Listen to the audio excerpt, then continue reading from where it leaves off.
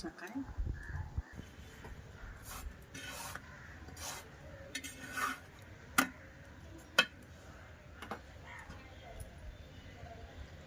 একটু চিপে চিপে দিলে ফুলে যাবে। চালের আটা রুটি, আতপ চালে, এই দেখুন কি সুন্দর ফুলে গেল।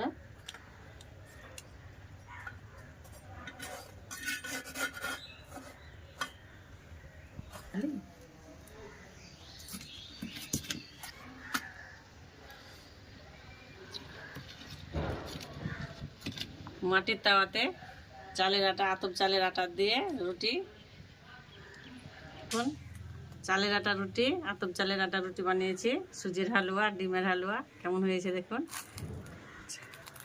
ডিম এখন একবারে মিহিদানার মতন হয়েছে, ঝরঝরে। এই যে দেখতে কত ভালো হয়েছে। আর চালের আটা রুটি দেখুন সাদা ধপধপে, নরম, তুলতুল করছে।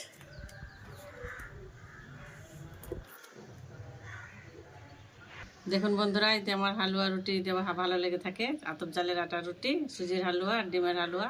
অবশ্যই লাইক, কমেন্ট, শেয়ার করবেন আর আমার চ্যানেলকে সাবস্ক্রাইব করে দেবেন।